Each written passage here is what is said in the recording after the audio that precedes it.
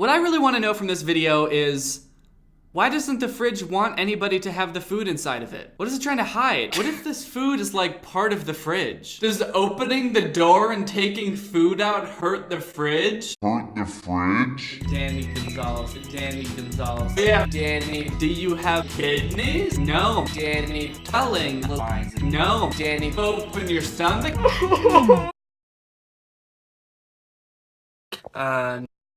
There comes the bar ice cream. Yeah, I got lots of money.